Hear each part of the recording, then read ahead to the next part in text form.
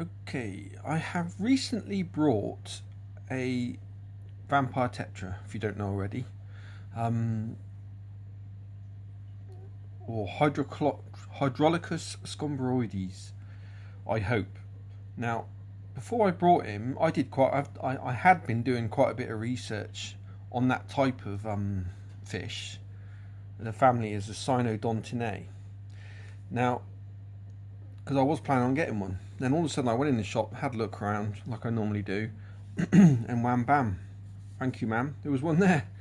I thought, and that's exactly the one I wanted.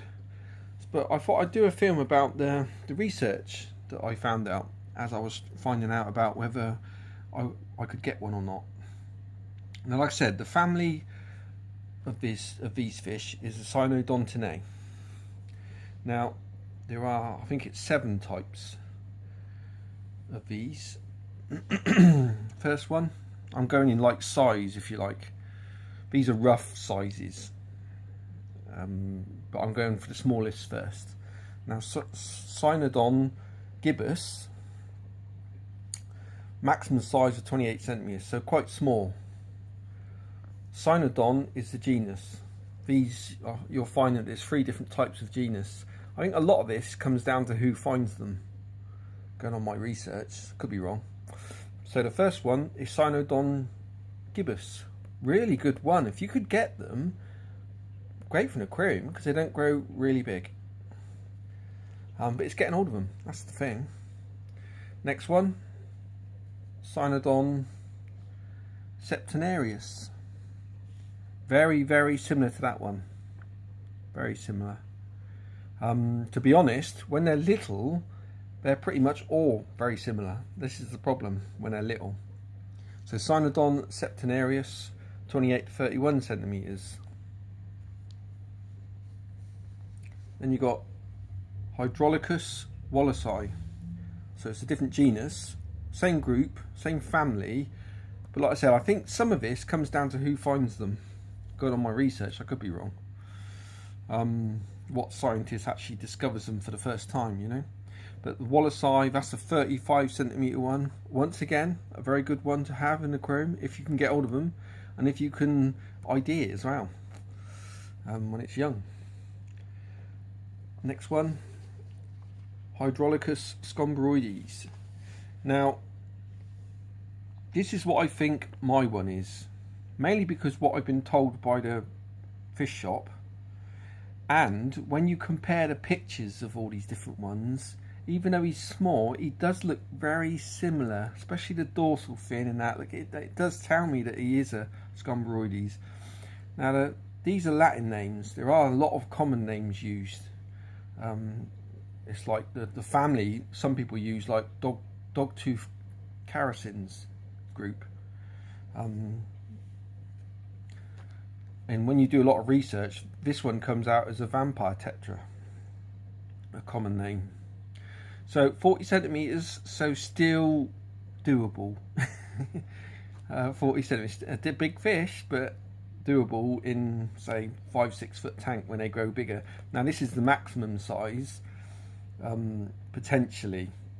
Obviously they never grow to max in a tank, so you know, that's what I'm banking on anyway. Next one,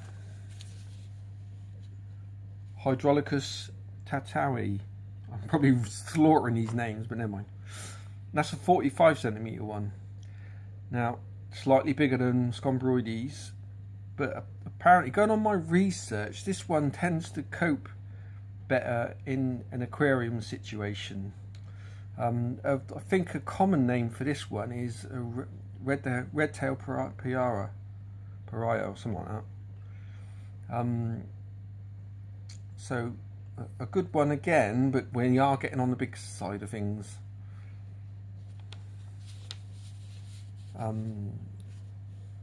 Raphoidon vulpinis, 65 centimeters. Now we're getting into the serious sizes, and I think there has been some cases of these been even bigger than that, to be honest. Once again, different genus, but still the same family, CYNODONTINAE. And then the next one is the last one, which is Hydrolicus armatus. Now this is the big, really big one, 80 to 100 centimeters plus. There's been cases they've been over 100 centimeters, I think. These are the really big ones that you do see in tanks sometimes, but you would need a very big tank for this one. Now, when they're young, they're very hard to distinguish. I really am hoping I've got a Scombroides. When I look at them, like I said, when I look at different pictures, I really feel like it is that. I think the pet shop are right. But still very young, you know. But that one would obviously need a serious tank. Now, problem with these is they're predatory fish, and they will take live fish. I mean, it's getting them onto dead, but I mean, I've heard a lot of talk about how they die quite easily, and I'm wondering, is that sometimes that's because people are trying too hard to get them onto dead too soon, too quickly, if you know what I mean, and it just pushes them too hard. But that's the thing, if you get one of these, you've got to be willing to feed them live fish, which isn't easy sometimes. I can do it, obviously, if you've seen on the channel and that, but it is hard. Sometimes it's harder than others, depending on what's going on in your life, you know. I found when my dad passed away, nearly 2 years ago now, I found it really hard then to give Lucius, my pike, live fish. So it does, you've got to be willing, prepared to give them live fish if you can't get them onto dead, you know. Now it is very, like I've said already, it is very hard to tell the difference between them, but one thing I've noticed is Raphiodon vulpinis is quite a bit different. I've just done a basic drawing.